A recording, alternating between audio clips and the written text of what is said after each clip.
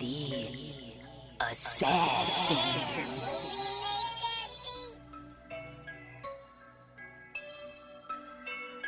You know I break necks, call me Jack Tate. I have no regrets while your life is fading. I'm a crazy fuck equivalent to Satan. When I'm behind the mic, I feel like the greatest. You know I break necks, call me Jack Tate. I have no regrets while your life is fading. I'm a crazy fuck equivalent to Satan. When I'm behind the mic, I feel like the greatest. What up, y'all? You're listening to Sports Talk with Tropp, and I'm your host, Katie Tropp. Well, before we get into things, I just dropped a new music video for my single, I Just Want to Be Like Ice Cube. So you can check that out on my YouTube channel, youtube.com/Katie Tropp, or check it out on my official website, katietropp.net. Either way, it is up there, and either way, check it out. I'd appreciate it. All right, so let's get into things. Let's start off with the Top 10 MLB Power Rankings for the week. Not a whole lot of changes this week. It's really just about the same teams, just kind of jumbled around. But I will say, in the top 10 this week, it was actually more difficult than usual, just because the majority of the teams, actually all of the teams, pretty much are on winning streaks, and they won all of the series they were involved in throughout the week. So all of the teams in the top 10 this week are actually doing really well. And they're all starting to excel at the right time because the playoffs are right around the corner. So let's get started with number one on my top 10 MLB Power Rankings. It remains the same, the Atlanta Braves. Overall record of 84-45. I mean, they're just too damn good. That's just all there is to it. They're 7-3 in their last 10 games. This past week, they took the series against the New York Mets and the San Francisco Giants, and they are just dominating at every position in every way possible. And it's really just like, at this point, we're just waiting to see what happens when the postseason rolls around with the Braves, because they're really just padding their wins. That's about all they're doing, just getting ready for the postseason. Right now, actually, they are leading the league in runs with 746 runs on the season so far. And then Ronald Acuna Jr. is just having a phenomenal season from start to finish. This guy has been the National League MVP, and right now his MVP numbers are looking like he's batting a .330 with 28 home runs and 74 RBI. He's also getting it done on the defensive end as well. He just has made some incredible plays all season long. He just can do it. He's a five-tool player who could just do it in every way, shape, and form. And if this guy doesn't win the National League MVP, I don't know who else is going to win it, because this guy has been the shit all season long. And that says a lot because, you know, Matt Olson's had a great season.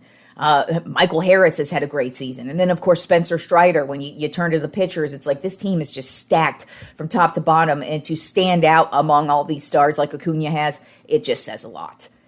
Then at number 2 on my top 10 MLB Power Rankings, the stupid-ass Los Angeles Dodgers keep on winning. This team couldn't be hotter. There's really only one team in the league who's hotter than them, who I will be talking about next. But right now we're talking about the Dodgers, whose record right now is 80-49. They are 7-3 in their last 10 games. This past week they took the series against the Cleveland Guardians and the Boston Red Sox. And they're just getting it done with all the veterans. You've got Clayton Kershaw, who's just had an amazing season, 11 wins with a .252 ERA and 115 strikeouts. And then, of course, you got Mookie Betts, who's just been on fire the last couple of months, batting a .315 with 35 home runs and 93 RBI. And the Dodgers, they're just getting hot at the right time. They're playing great baseball right now. And they're just another team where you're looking at them like, we'll see what happens come postseason, because right now they're looking like a shoo-in to win the division. Then at number 3 on my top 10 MLB Power Rankings are the Milwaukee Brewers. Overall record of 73-57. And this is the hottest team in the league right now. They are currently on an 8-game winning streak, which is the longest winning streak in the league at this current point in time. They are 8-2 in their last 10 games. And this past week, they took the series against the Minnesota Twins and the San Diego Padres. And they are just getting it done. It's just crazy to see how they're getting it done, just because Pitching is really stepping it up, but offensively, they are on fire. You got Contreras, who's having a phenomenal season, batting a .278 with 14 home runs, 63 RBI, and then you've got Willy Adames, who's just continuing to have a great season as well with 21 home runs and 61 RBI on the season. And the Brewers are looking in line to take their division. Even if they don't take their division, I still think this team is playoff bound, and that's for sure. But there's still about a month-ish left of baseball, so anything can happen. But I kind of feel like the Brewers, they've got it locked in at this point in the season, and I feel like they're going to keep it locked in. Then at number 4 on my Trop 10 MLB Power Rankings are the Baltimore Orioles. Overall record of 81-49. They're 7-3 in their last 10 games. This past week, they took the series against the Toronto Blue Jays and the Colorado Rockies. And like I said, this is the most consistent team all season long. I think they've been the only team, besides the Braves, of course. But yet now I'm trying to rack my brain right now, and I feel like the Braves and the Orioles are the only two teams who have been on the Trop 10 every single week of the season so far. And the Orioles have just been extremely consistent. They really haven't had a low point in the season. And they've beat good teams, they've beat bad teams, they win at home, they win on the road, they dominate in the pitching, they dominate on defense. They just are overall really good. And there's just always a new player to highlight. So this week we're going to highlight Ryan Mountcastle. He's just had a great season. Right now he's batting a .276 with 18 home run and 64 RBI on the season. And then Kyle Gibson. This guy has been a journeyman pitcher his entire career. And this year he's probably having the best season of his entire career. Right now he's got 13 wins with a .489 ERA and 135 strikeouts. And he's been probably the most solid, consistent pitcher they've had so far, even though overall this Orioles team is very solid and consistent. And I expect it's going to be interesting to see what happens come playoff time. But if they keep playing the way they've played in the regular season, this team ain't going to be nothing to fuck with come playoff time. Then at number 5 on my Trop 10 MLB Power Rankings, a team that is surging, and that is the Seattle Mariners. Overall record of 74-56. They're 9-1 in their last 10 games, and they actually just took the division lead right now. A very slim division lead over the Texas Rangers and the Houston Astros, but they now are the division leaders at this current point in time. This past week, they took the series against the Chicago White Sox and then just swept the Kansas City Royals over the weekend.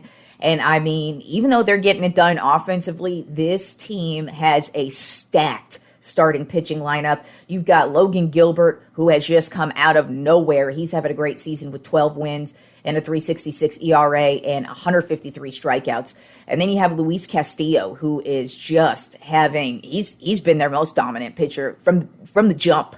He really hasn't had a slump at all. He's got 11 wins with a .301 ERA and 181 strikeouts. So this Mariners starting pitching core is damn good. It's damn deep. And it's going to be interesting to see what they do come playoff time, if this is just the usual smoke and mirrors from the Mariners, where they have a good, solid regular season and then roll into the playoffs and get kicked out right off the bat. So we'll see what happens with them. But right now, they are one of the hottest teams in the league, and they just took over their division over the weekend with that sweep over the Royals. Then at number 6 on my Trop 10 MLB Power Rankings, a team that is making a comeback. They were slumping. They started off the season really hot, started to slump a little bit, started to come back down to earth just like we thought they would, and now here they are back strong, and that would be the Arizona Diamondbacks. Overall record of 69-62. They are 8-2 in their last 10 games. This past week they took the series against the Texas Rangers and the Cincinnati Reds, and they seem to be back on track. They were slumping there for a good month, and then they've just really gotten back on track. I don't think they're going to win the division. I feel like the Dodgers are on track, and I don't feel like they're going to go on this horrifying losing streak, and then the Diamondbacks just go on this great winning streak. I don't feel like that's going to happen, but I do expect to see the Diamondbacks in the postseason with just how they've played. Beginning with Zach Gallen. This guy is probably the front runner for the Cy Young in the National League this year. I can't think of a pitcher who's been more consistent than him right offhand. I mean, there might be Spencer Strider's been great as well, but I kind of feel like if I'm going to vote, I probably would vote for Zach Gallen over Strider. I just think Gallen has been the workhorse, whereas Strider has been obviously the ace for the Braves, but they also have a fantastic, amazing team surrounding him. Whereas Gallen's pretty much been the shining star. While, yes, the Diamondbacks have got quite a bit of offense, but Gallen has been that dude, and I feel like he's the front runner for the National League Cy Young, at least right now.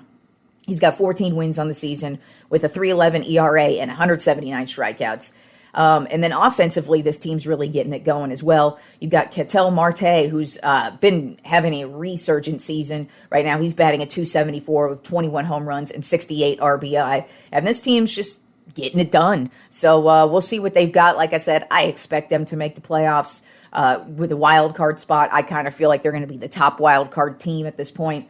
Who knows, obviously, but there's still plenty of baseball to go in the regular season. But the Diamondbacks, they look pretty strong right now, and they've got a deep starting pitching lineup, and they're just getting a lot of offense from their batting order as well.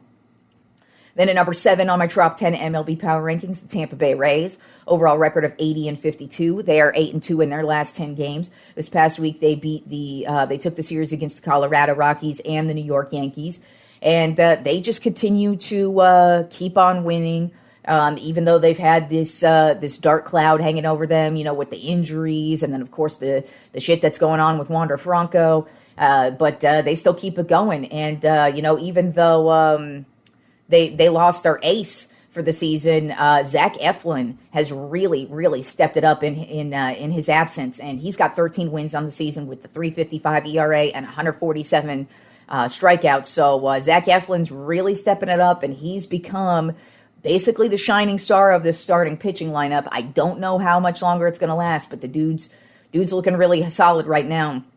And then, of course, you've got Randy Arozarena, he's having an MVP type season. I think it's going to be difficult for him to beat out Shohei Ohtani, of course, for that the American League MVP on the season. But really, Arozarena has been one of the most consistent players from the jump. This guy has been the offensive driving force of this team. He's been the backbone. He's been the heart. He's just been in it. I mean, I was watching the Yankees game yesterday against the Rays, and Arozarena kind of got pissed off at a ball. I can't remember if it hit him or almost hit him, but he got very heated, and there was a couple of times where the benches were cleared, and Arozarena was right in the middle of it, and the entire team had his back, and he's just having a great season, batting at .260 with 20 home runs and 72 RBI. So I kind of feel like the guy would be more of an MVP candidate if Shohei Ohtani wasn't having such an amazing season. But it doesn't matter anyways, because the Rays are definitely in line for the playoffs, whereas the Angels are nowhere to be found. And it doesn't matter if Arozarena wins a stupid MVP. I think he'd rather win a World Series over that. Then at number 8 on my Tropp 10 MLB Power Rankings are the Philadelphia Phillies. Overall record of 72-58. They're 7-3 in their last 10 games. This past week, they took the series against the San Francisco Giants and the St. Louis Cardinals, and they are really getting it done with their starting pitching. They've had some dudes, but these guys have really they started off the season kind of quiet and shaky, but now they're back in full force, and that would be Aaron Nola. Dude's got 12 wins on the season with a 4.30 ERA and 174 strikeouts, and then you got Zach Wheeler. Dude's got 10 wins with a 3.59 ERA and 175 strikeouts. So these guys are just trading back and forth with the strikeouts, and they're really getting it going at the perfect time in the season because the Phillies are also right in line for one of those wild card spots, because obviously they're not winning their division either. That's going to the Braves. But the Phillies looking like a really solid team right now. And also you got Bryce Harper, who's had he started off the season injured, so he was very quiet, and then he came back from the injury. It was kind of shaky, but now the dude's been really solid the last couple of weeks. So watch out for him to potentially make a big run in the playoffs, because if you'll remember last season when he got it going, that was pretty much the driving force for them to head to the World Series, and nobody was predicting the Philadelphia Phillies to go to the World Series last year, and they did, and a lot of it was because Bryce Harper just went off and just had this phenomenal postseason run. So who knows? We'll see if he's got it in him again, but he's getting hot at the right time. Then at number 9 on my Tropp 10 MLB Power Rankings of the Chicago Cubs. Overall record of 69-61, 7-3 in their last 10 games. This past week they took the series against the Detroit Tigers and the Pittsburgh Pirates. And they are just getting the offensive firepower from Cody Bellinger. Like I said last week, this guy is having a resurgence as a Chicago Cub. I mean, he was pretty much written off. I don't really think anybody was looking at him to be anything but other than like a fill-in type player. But for the Cubs, he's been everything. Dude's batting .321 with 20 home runs, 75 RBI, which leads the team right now in every category. So he's just driving it in. But then you also have Dansby Swanson, their other free agency pickup in the offseason. He's batting .246 with 19 home runs and 65 RBI. So both of these guys are proving that they were well worth the money and the signing in the offseason. And it was also a good thing because the Cubs were potentially going to, do the fire sale during the trade deadline. And they opted not to because the team started to get it going. And now that they've got it going, they're right in line to potentially win their division or make one of the wild card spots. And they're just looking really solid. They've got solid starting pitching, and they got a lot of young guys. They got Nico Horner is another guy who's just having a great season. So the Cubs right now looking pretty damn good, and looks like it was a very smart move to not only pick up both Bellinger and Swanson in the offseason, but to also not trade anybody at the trade deadline as well. And then rounding out the Tropp 10 MLB Power Rankings this week is the Houston Astros, making a comeback. Their overall record right now is 74-58. They are 4-6 in their last 10 games, so not that great, but they are starting to get it going. They did take the series. They actually split the series against the Red Sox this week, but then took the series against the Detroit Tigers. And, it's crazy with the Astros because it feels like they're just one of those teams who has such a deep and amazing farm system that they've worked on for so many years. Like, they just keep bringing up these no names, and you're like, who the hell is this? And then they come out of nowhere and are just a dominating force. And that guy right now is Chas McCormick. I didn't know who the fuck this guy was when he started hitting the home runs out of the park. I'm like, who the hell is Chas McCormick? And I ended up picking him up in one of my fantasy baseball leagues. And thankfully I did, because the guy's been on fire the last month.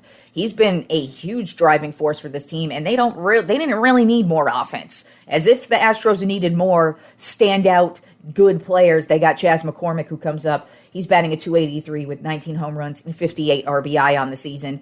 And as a matter of fact, the Astros yesterday alone scored 17 runs in one game against the Detroit Tigers. Justin Verlander pitched an amazing game, so he looks to be back to where he belongs with the Astros. And they seem to be surging at the right time, because right now they are right there with the Texas Rangers and the Seattle Mariners for their division. So we'll see what the Astros got, but they're once again getting hot at the right time as well. All right, and college football officially kicks off this week. It actually kicked off this past week, but it's called week 0. So, it's just kind of one of those weeks where it's, kind of gimmicky, where it's, a game that matters, but it's not, a major game.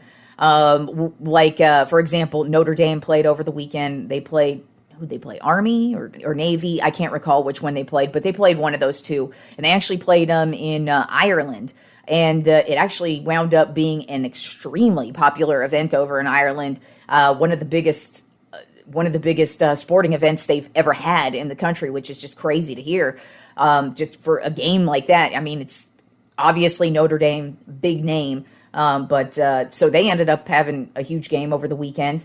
So a couple teams did play over the weekend, but this week is when college football officially kicks off, and it's week 1. So let's do a little rundown of who are the top 10 teams for to start the season off, the preseason AP top 10 rankings. Starting it off with number 1, of course, is Georgia. No surprise there. As a matter of fact, the majority of this list is no surprise there. There are 2 teams who are mentioned in it. And I do expect them to be teams that make some noise. I don't know if they're necessarily going to be national championship contenders, but I do expect them to hang around, and I do expect them to make some noise this season. And when I get to them, that's when I'll talk about it. But for the most part, the top 10 of college football is typical top 10. So like I said, number 1 is Georgia.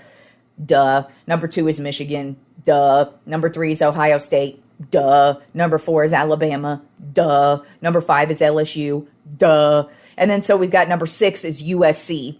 And I do feel like USC is one of those teams that I was talking about. I feel like they're going to make some noise. They've got a damn good quarterback who is expected to be one of the Heisman Trophy front runners on the season. He's definitely going to be one of the most sought after quarterbacks in the draft if he declares for the draft next year. But you got to look out for the quarterback at USC. That guy is expected to have a great year, and I really expect USC to actually to be another team, to be one of those top teams throughout the season who could potentially at least make the college football playoff. Then at number 7, we have Penn State. And then number 8 is Florida State. Number 9 is Clemson. Number 10 is Washington, which was kind of shocking, but also not shocking. They are another team that I wouldn't be surprised if they make some noise this season. But my Texas Longhorns are at number 11. That's why I got to talk about it, because this team is a team that I expect to make some noise as well. National championship, I don't have those high expectations yet, but I do expect the Longhorns to be a good team this year, and I expect them to make some noise. Like I said, they might be one of those outside college playoff teams because, of course, the SEC teams always get the favorable votes when it comes to the rankings and all that. But if Texas plays their cards right and if they just keep on winning, and, we start the season off against Alabama in week 2, so we get tested right off the bat. So we'll see what happens. Quinn Ewers is supposed to be the starting quarterback to start the season. I liked what I saw from him last year, and hopefully he just builds off of that. And hopefully we don't have to see Arch Manning until next season. Now, I'm not going to be upset if Arch Manning happens to have to take over, if Ewers is doing terribly, but Ewers actually looks like he is worth the hype. He actually looked like at the beginning of last season, he looked really good. I mean, we were playing, he was playing Alabama like he didn't give a fuck. And we actually were in that game all the way until he got injured. And then it kind of felt like he was just never really able to get into the groove once he came back from that injury. So if he's able to maintain his health this season, I actually do expect the Longhorns to be a pretty decent team. I actually expect them to hover around the top 10 all season long. It's just a matter of, are they going to be able to beat a team like Alabama? Then, of course, they play Oklahoma, of course, and so they got to beat them as well. So they got to beat the big-name teams, but I do definitely expect them to beat all the lower-tiered teams. But, like I said, I'm looking at Texas and USC to both be making some noise this season. All right, now moving on to some pro football. Let's get it back into my NFL 2023 season predictions. Today's show is going to focus on the NFC North and AFC North teams. So let's start it off with the NFC North.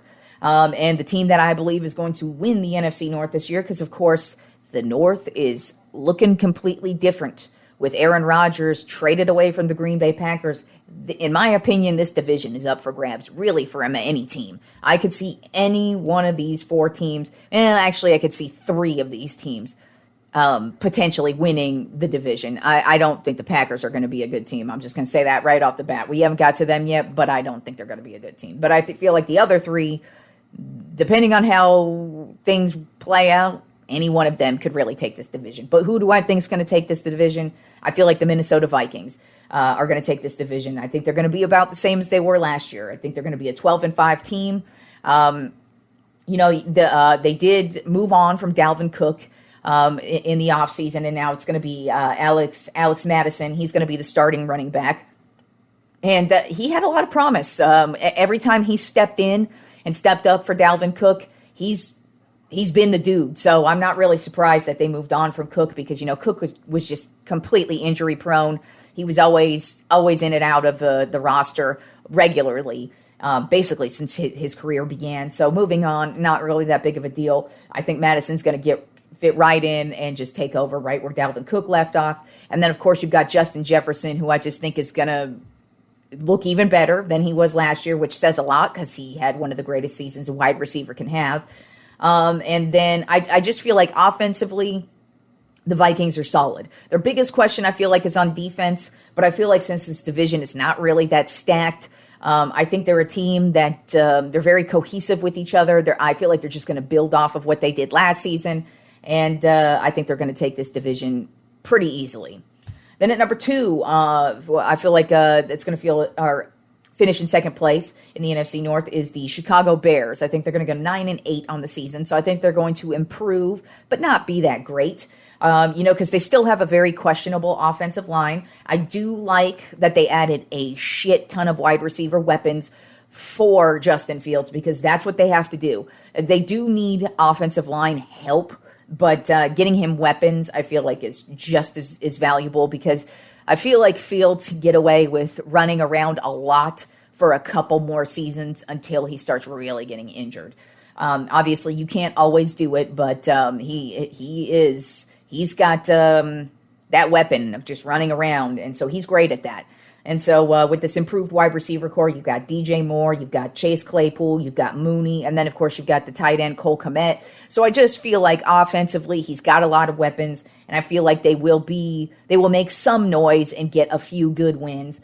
But really, defensively is a huge question mark for the Bears, which is just really odd because historically, the Chicago Bears are known for their defense. I mean, the 1985 Chicago Bears defense is arguably one of the greatest defenses of all time. And they've just always been known for their defense. They've always had some of the most hard-nosed, greatest defenders of all time. But this year, they do not. They don't really have much of a standout player. Eddie Jackson, he's their safety, and he's a ball hawk, and he's really good, but he's also injury prone. So we'll see what happens. But like I said, I feel like the Bears are going to get some good wins. I think they're going to be a much improved team, but they still have a ways to go. Then finishing in third place in the NFC North, which is not how most people are predicting this is going to go for them, but I am, and that's the Detroit Lions. I feel like they're going 7-10 this season. I feel like they have way too many expectations placed upon them, and I don't know why the fuck they do. This team is not that good. Yes, they played pretty decent last year, but what did they do? Did they win the Super Bowl? Did they make a playoff run? Did they do anything? No, they fucking didn't. But all of a sudden, this is the team who we get to see opening night. I imagine the Kansas City Chiefs are going to stomp them into the ground 14-10. And they'll be lucky if they get to 10 points, in my opinion. I don't think the Lions are going to be that good. I don't think they did a lot to improve this team. I mean, if you look at them offensively, they are very weak at the wide receiver and the running back position. Now, they did make a lot of improvements on the defensive side of the ball, so I think they're going to be good defensively, but I don't know. There's a lot of questions at offense, and I mean, when you put expectations on a team like the Lions, they're just bound to fail. I feel like the Lions and the Browns, if you ever put any hype on them at the beginning of the season and you feel like, yeah, this team is going places, 9 times out of 10, when it comes to the Lions and the Browns, they ain't going anywhere. And they usually just end up where they usually end up, at the bottom of the league. And that's what I think is going to be. I think it's going to be a typical Detroit Lions season, even though for some reason everybody else is picking them to win the division. Okay.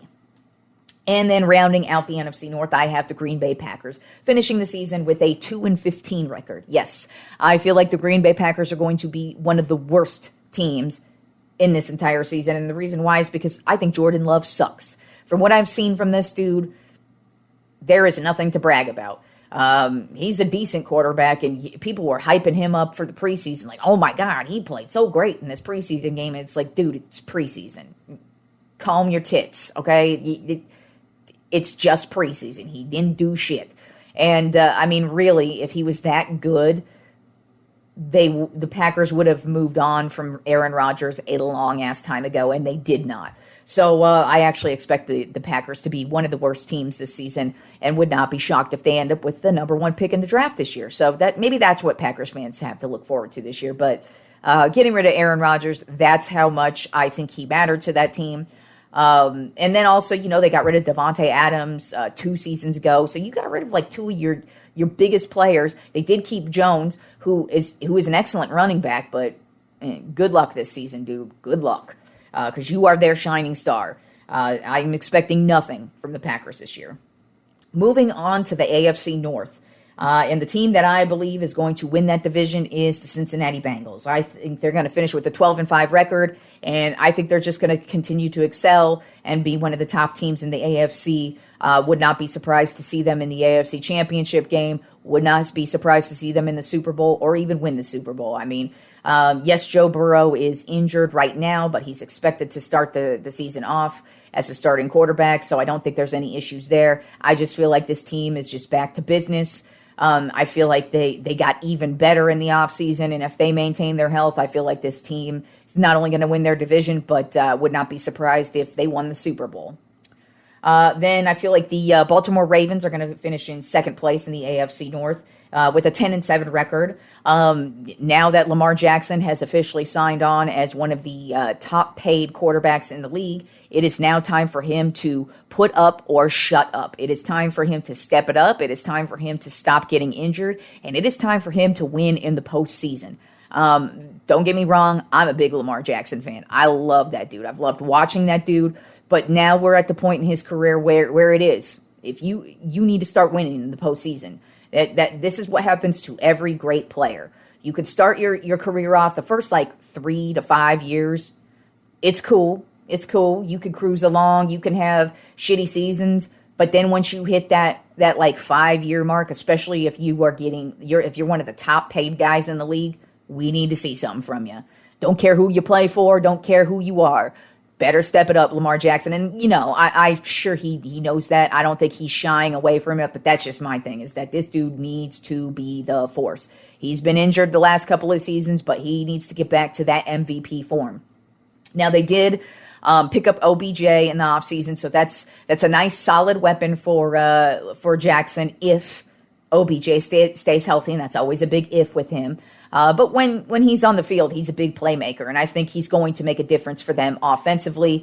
They also picked up Melvin Gordon, so I think that just gives them a bit more depth at the running back position, because that's another position where they've had issues where dudes are getting injured right off the bat. So Gordon, while he's an injury-prone guy, I just think gives them more depth and gives them another weapon offensively, because I feel like he's going to be healthier since he's not going to be the number one guy. I believe it's going to still be J.K. Dobbs as the number one running back with the Ravens. So I don't think he's going to have to take the brunt of the blows. So I feel like he's going to come in on the short yardage plays, the third down plays, and he might be that dude who makes some big first downs or makes some big touchdowns to make differences in games.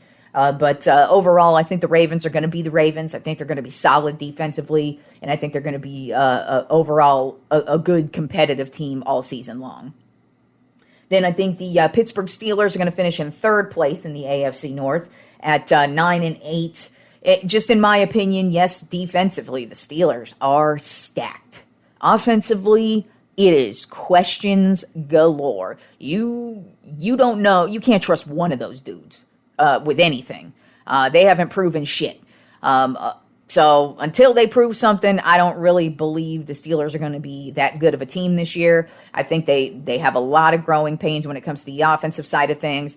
And then, of course, on defense, they have a lot of excellent players, but they also get injured a lot. So, and part of the reason why is because they're on the field a lot, because their offense is terrible. So we'll see what happens with the Steelers, but I don't expect them to be one of the worst teams in the league, but I don't expect them to be a great team either. I expect them to be middle of the road, get some big wins here and there, get some upsets here and there, but really, they're probably going to miss out on the playoffs.